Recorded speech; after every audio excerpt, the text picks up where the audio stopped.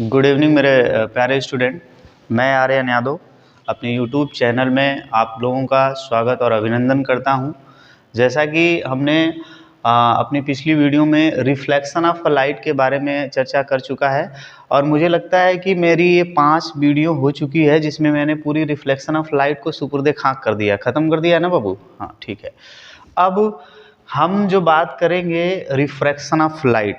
So first of all we will talk about refraction of light. What is the refraction? Reflection or refraction?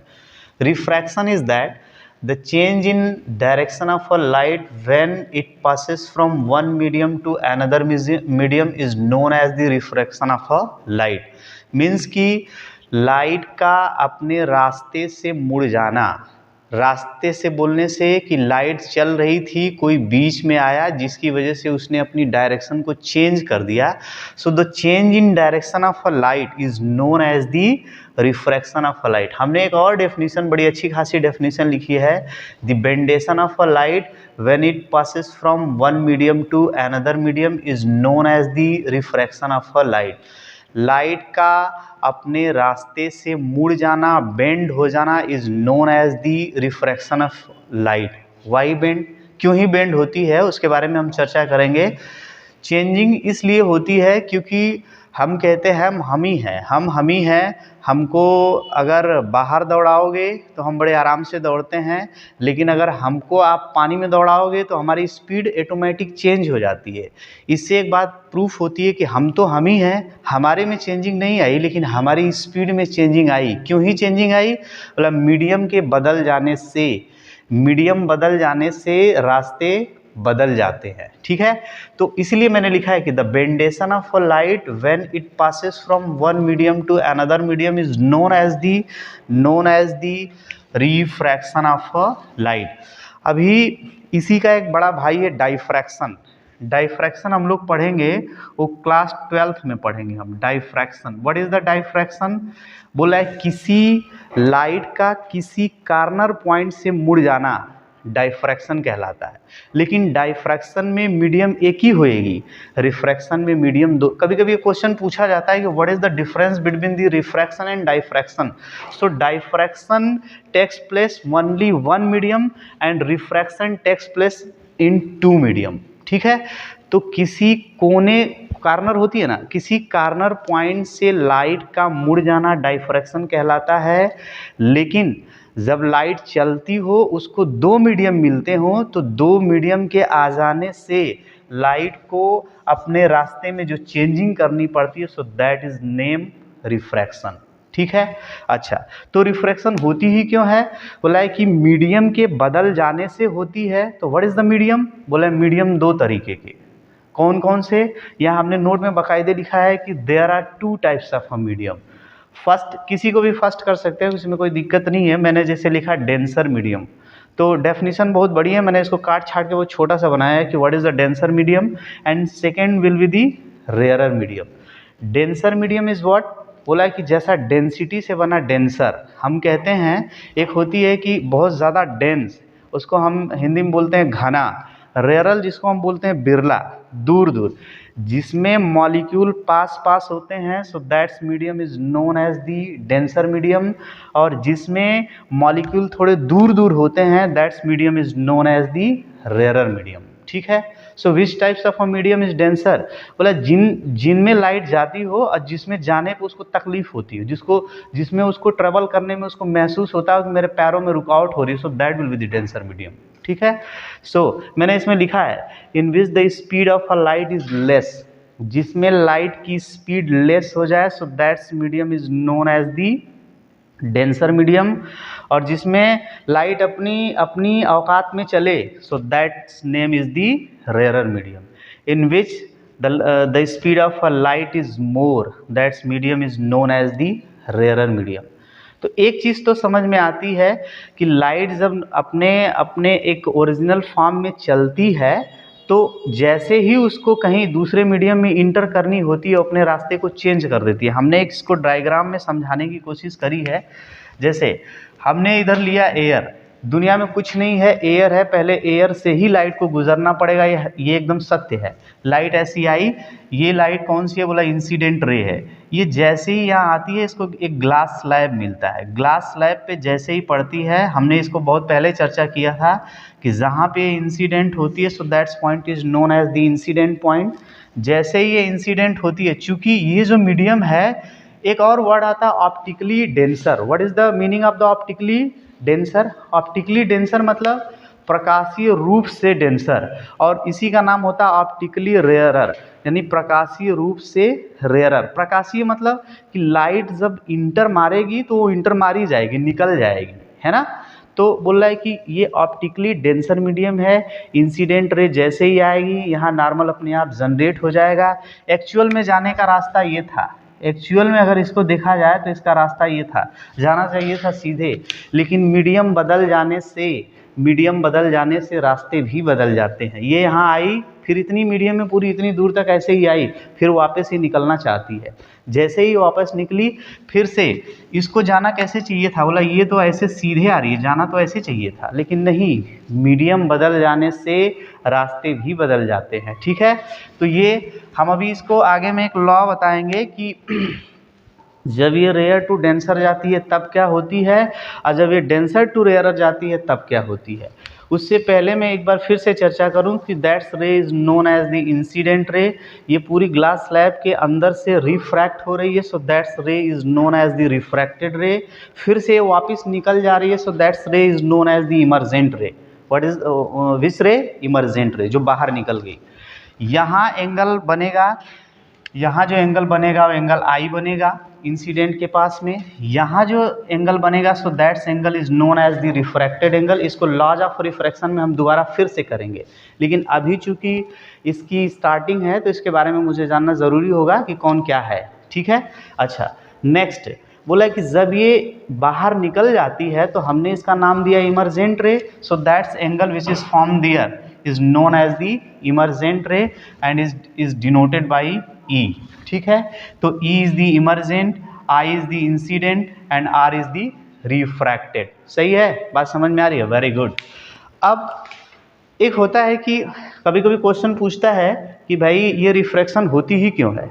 हमने बोला नहीं refraction होएगी, हमारी light जा रही है जाएगी, बोला नहीं जाएगी तो वो रिफ्रैक्शन होएगी ही होएगी। बोला क्यों ही होएगी? बोला मीडियम के चेंज हो जाने से उसकी स्पीड क्या हो जाती है, चेंज हो जाती है। ठीक है, तो एक नेक्स्ट मैं हेडिंग उसमें छोटी सी डेफिनेशन लिखूंगा, कॉजेज ऑफ रिफ्रैक्शन। क्वेश्चन कभी पूछता है कि what is the cause of the refraction of the light. ठीक है, तो आई थिंक्स ये हो चुका होगा और आप इसका स्क्रीनशॉट लीजिए। आप इसको राइट डाउन करना चाहते हैं, राइट डाउन कीजिए। मुझे लगता है कि बहुत ज़्यादा मेहनत करने की ज़रूरत नहीं, खाली आप चुपचाप अपनी निगाहें बैठा रही है, मैं सारा चीज़ कर दूंगा।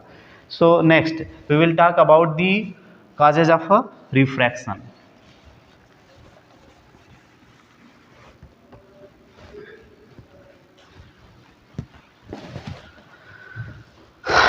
Cause of refraction.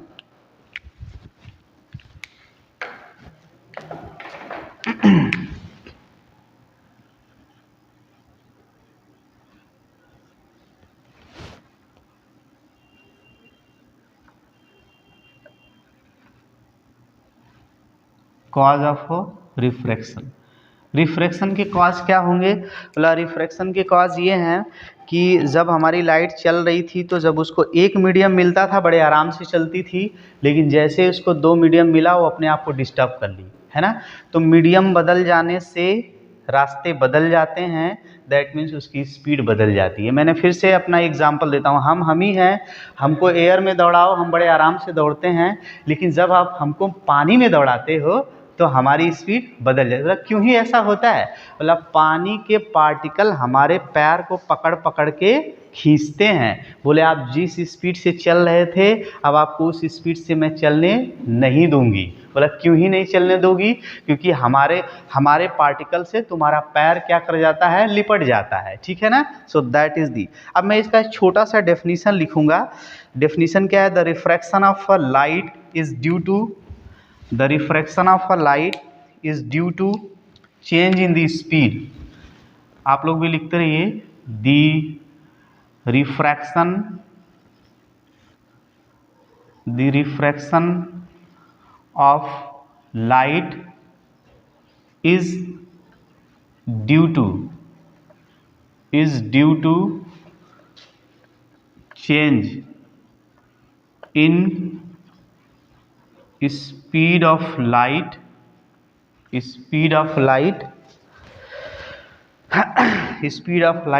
ongoing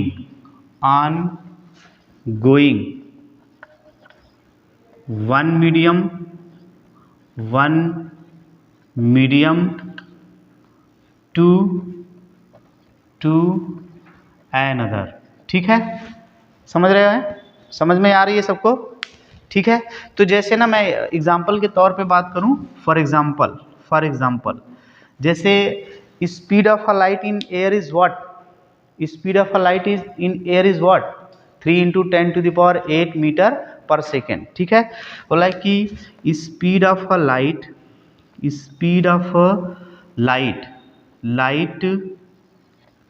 in air is equals to what? 3 × 10⁸ metre per second. ठीक है, इसी को अगर हम ग्लास स्लैब के अंदर गुजारेंगे ना तो इसकी स्पीड बदल जाएगी। So the speed of a light in glass slab, the speed of light in glass, ठीक है, in glass is 2 × 10⁸ metre per second. ठीक है, why? Because the change in medium change हो जाने से स्पीड चेंज हो जाएगी। लाइट वही है, हम ही हैं, बस हमारी स्पीड में चेंजिंग हो गई क्योंकि हमने हमारी मीडियम को चेंज कर दिया। ठीक है, ठीक। नेक्स्ट हम बात करेंगे कि जब ये रिफ्रैक्शन होती है तो रिफ्रैक्शन के अंदर में कुछ केसेस होते हैं। जब ये रिफ्रैक्शन डेंसर टू रेयरर जाती है तब, और रेयरर टू डेंसर जाती है तब क्या चीज़ होती है। तो मैंने उसका छोटा सा एक लॉ के फॉर्म में बनाया है। उसके लिए हम 2 केसेस का स्टडी करेंगे। केस फर्स्ट, आई थिंक्स ये हो गया है तो मैं इसको रफ करूं। ओके, सो नेक्स्ट, कहानी समझ में आ रही होगी। Case first is what? Case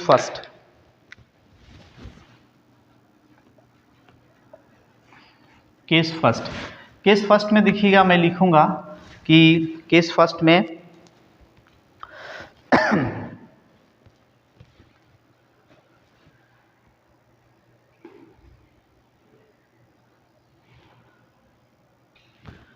refraction of light,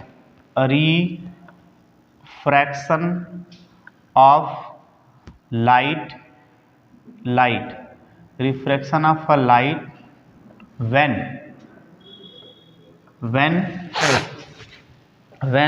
it passes from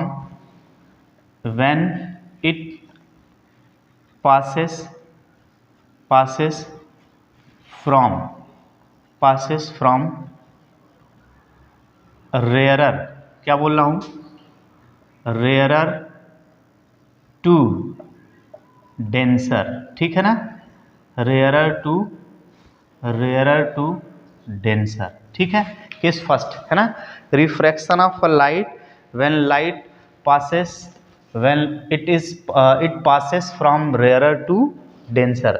जब लाइट रेयर से डेंसर को जाती है तब क्या होती है, मतलब फिर से यही मैं डायग्राम बनाता हूँ और इसको थोड़ा सिंगली समझाने की कोशिश करता हूँ। सो दैट इज द कंडीशन। ठीक है, ये हमारा ग्लास स्लैब है, ठीक है, थोड़ा पतला ज़्यादा हो रहा है, कोई बात नहीं, ऐसा। ठीक है, अच्छा, अब देखिए लाइट किधर से इंटर मार रही है, बोला इधर से। ये वाला कैसा, क्या है इधर, बोला ये एयर है। एयर कैसा मीडियम है, बोला एयर हमारा रेयरर मीडियम है। कैसा मीडियम है? Rarer medium. ठीक, ये क्या है, बोला ये ग्लास स्लैब है। क्या है? ग्लास स्लैब ना, ग्लास स्लैब, ग्लास का एक टुकड़ा है। ये कैसा मीडियम है, बोला ये हमारा है डेंसर मीडियम। कैसा है? डेंसर। ठीक है, आई थिंक्स कि आप समझ पा रहे होंगे। ये है हमारा डेंसर, ठीक है। रेयरर मीडियम, ये है डेंसर मीडियम, ठीक। अब देखिए मैं लाइट को कैसे इंटर कर रहा हूँ। लाइट की एंट्री मैं ऐसे करूँ, बाय द वे कि हमने एक लाइट यहाँ पे ये इंसिडेंट किया। जैसे ही इंसिडेंट किया, जहाँ पे हम इंसिडेंट करते हैं, so that's point is known as the incident point, और वहाँ पे नॉर्मल अपने आप जनरेट हो जाता है। हम फिर से बोलते हैं, नॉर्मल का जैसा नाम वैसा काम, सरफेस से 90 डिग्री बनाएगा। डेंसर टू रेयरर, इसको जाना चाहिए था सीधे, लेकिन ये रास्ते बदल जाने से अपने आप को थोड़ा बेंड कर पाएगा। क्या कर पाएगा? बेंड कर देगा, ठीक है। तो हमने ना ये पहली चीज़ की, जहाँ इंसिडेंट होता है वहाँ एक एंगल बनाता है, so that's angle is known as the incident angle I, and that's angle is known as the refracted angle. कौन सा? Angle R. अब एक रूल हो जाता है कि denser to rarer, rarer to denser, कहाँ से चल रहे हैं? Refraction of light when it passes from rarer to denser. Air कैसा है? रेयरर है। आ किधर रही है? डेंसर में। तो एक हमने इसका रूल बना दिया। रूल ये बनाया कि when a light comes from rarer to denser comes to the normal ना। when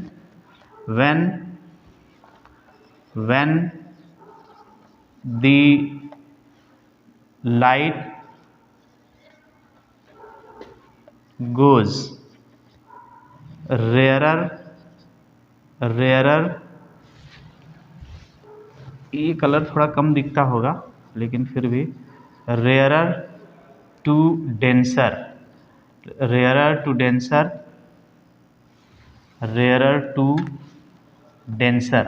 ठीक है। Comes to the normal,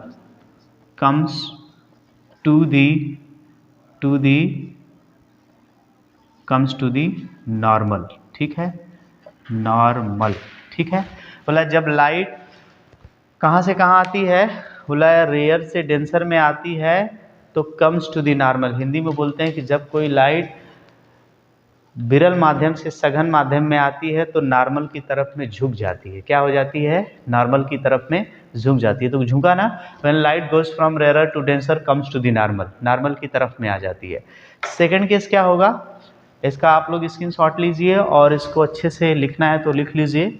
I thinks कि आप खाली स्क्रीनशॉट ले लेंगे तब भी आपका काम हो जाएगा, क्योंकि मैंने इसको बड़ी बेहतरीन तरीके से लिखने की कोशिश कर रहा हूँ, ठीक है। So next rule is that case second, rough करूँ इसको, मैं रफ कर दूँ? वेरी गुड, ठीक है। अब देखिए case second, refraction of a light. Case second क्या है? Refraction of a light, refraction of a light, है ना। व्हेन इट पासेस फ्रॉम, कहाँ से? डेंसर टू रेयरर, डेंसर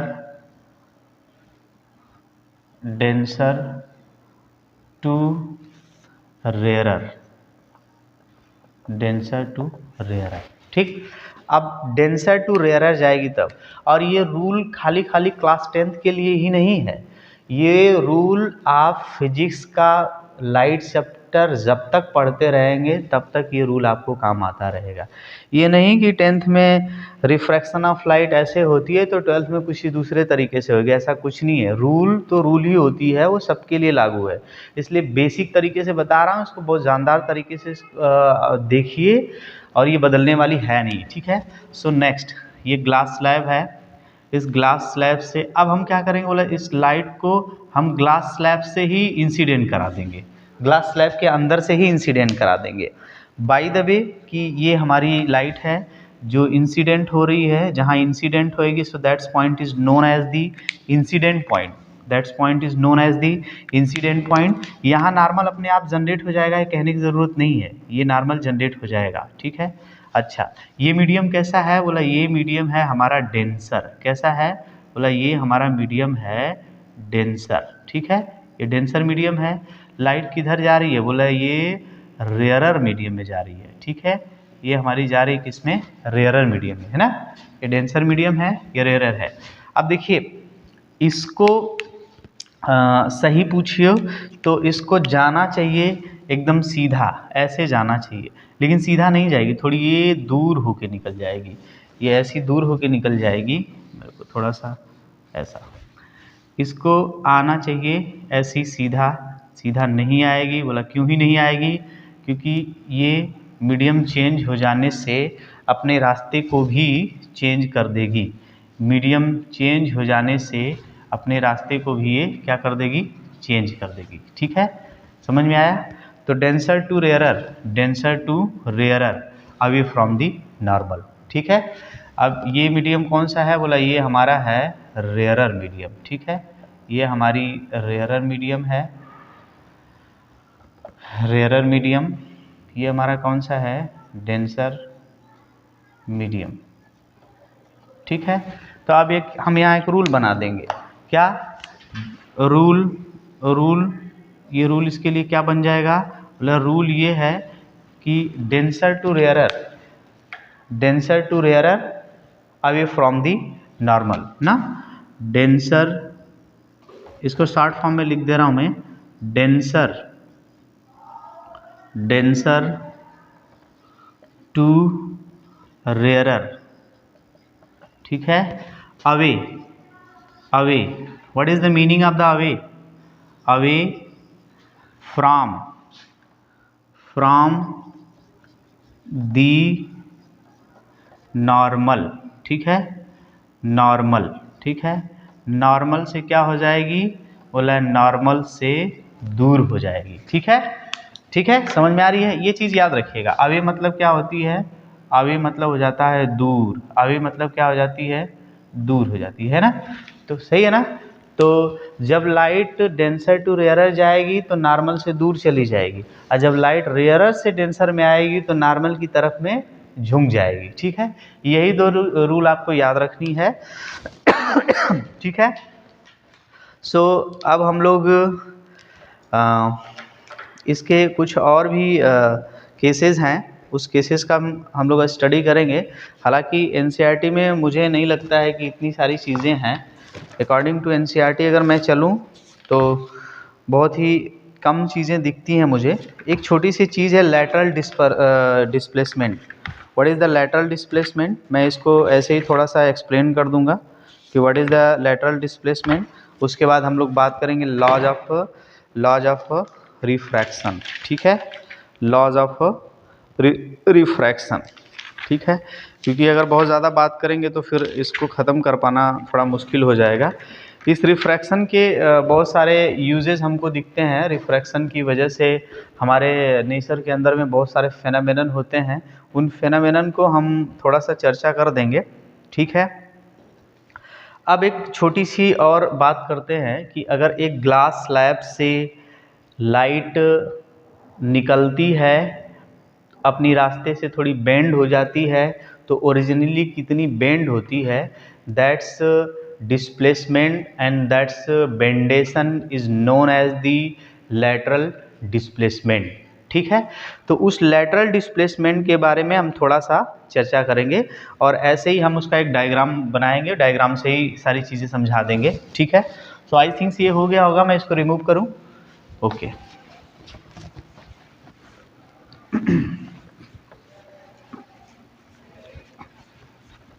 ठीक है, इसको मैं ऐसे ही बस एक छोटा सा डायग्राम बना के आपको समझा दूंगा, क्योंकि ये आपको सही पूछिए तो क्लास 12th में है, लेकिन फिर भी मैं बता दे रहा हूँ ताकि आपको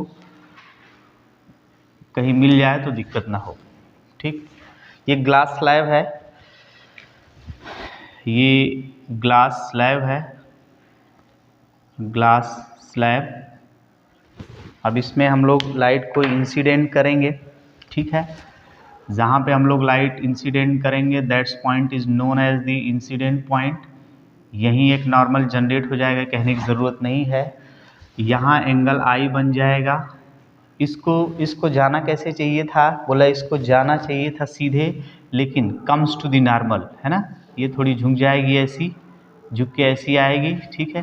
फिर जहाँ से ये निकलना चाहेगी फिर वहाँ क्या बन जाएगा, ठीक है, यहाँ नॉर्मल बन जाएगा। ये ज़रा सी रे को मेरे को थोड़ा सा बेंड हो गया हल्का सा, ये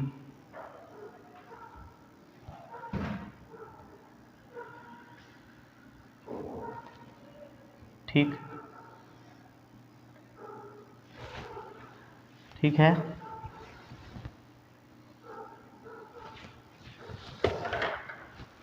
वन मिनट्स, ये हो जाएगा आपका नॉर्मल, और ये नॉर्मल से थोड़ी दूर हो जाएगी, नॉर्मल से थोड़ी ये दूर हो जाएगी, ये चली जाएगी ऐसी, ठीक, सही है। ओरिजिनली जो लाइट जा रही थी वो कैसे जा रही थी, मतलब ओरिजिनली जो लाइट जा रही थी, सही पूछिए तो ऐसे जा रही थी, ऐसे, है ना। जाना तो चाहिए था इसको ऐसे ही, लेकिन मीडियम के बदल जाने से इसके रास्ते बदल जाते हैं, ठीक है। मीडियम बदल जाने से इसके रास्ते भी क्या कर जाते हैं, बदल जाते हैं, ठीक है। तो ये अपने रास्ते से कितनी भटक गई, अपने रास्ते से कितनी भटकी, उसी भटकाव को हम लोग क्या बोलते हैं, लेटरल डिस्प्लेसमेंट बोलते हैं, ठीक है। ये नॉर्मल है, इसको हम लोग नॉर्मल बोलते हैं, ये आपका नॉर्मल है, ठीक है, नॉर्मल। यहाँ फिर से एक नॉर्मल जनरेट होएगा, ठीक है, ये नॉर्मल है, ठीक है। एंगल का जिक्र कर लें, ये एंगल आई है, एंगल आर है, ये जहाँ से एंट्री मारती है, so that's angle is known as the, जहाँ से ये आउट हो जाती है, so that is the emergent ray, emergent angle. इस रे को हम लोग क्या बोलते हैं, इस रे को हम लोग बोलते हैं इमरजेंट रे। कौन सी रे है ये, इमरजेंट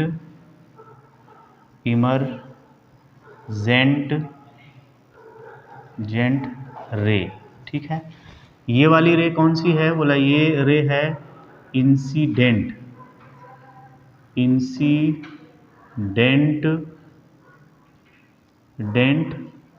रे। ये वाली रे कौन सी है, बोला ये रे है रिफ्रैक्टेड रे,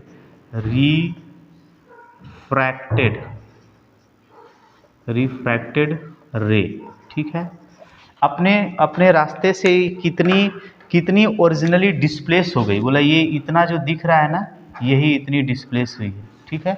इसको हम लोग क्या बोलते हैं, लैटरल डिस्प्लेसमेंट। क्या बोलते हैं इसको, लैटरल डिस्प्लेसमेंट, ठीक है, लैटरल डिस्प्लेसमेंट, ठीक है, यही है वो लैटरल डिस्प्लेसमेंट। तो उसको बहुत ज़्यादा डिफाइन करने की ज़रूरत नहीं है, बस ये जान लीजिए कि ये लाइट ओरिजिनली इसको जाना चाहिए था ऐसे, ये लाइट को ओरिजिनली जाना चाहिए था ऐसे, लेकिन डिस्प्लेसमेंट कितना हुआ, बोला इतना हुआ, so that's displacement is known as the lateral displacement, ठीक है, सही है। तो आई थिंक इसकी डायग्राम से ज़्यादा क्लियर हो गया होगा, समझाने की ज़रूरत नहीं है। ये इधर में एयर है ना, ये एयर है, और ये क्या है, बोला ग्लास है, तो ये हमारा डेंसर मीडियम है, क्या है ये, डेंसर है, ठीक है, ये हो जाएगा हमारा डेंसर, ठीक, सही है, ये डेंसर, ठीक, सही है। So that will be the lateral displacement. अब इससे रिलेटेड हमारे नेचर में बहुत सारे फेनोमेनन होते हैं, हम उन सारे फेनोमेनन का स्टडी करेंगे। उससे हमको एक बातें क्लियर होगी कि जब लाइट एक मीडियम से दूसरे मीडियम को जाती है तो क्या क्या चीज़ें हमको हमारे नेचर में देखने को मिलता है। एक छोटा सा क्वेश्चन पूछा जाता है कि effect of refraction of light, effect of refraction of light, ठीक है।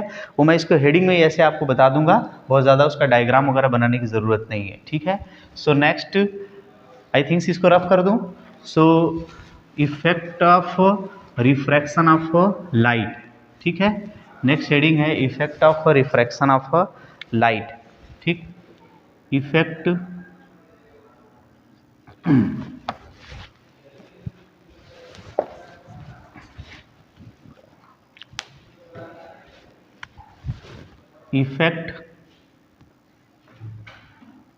Effects of refraction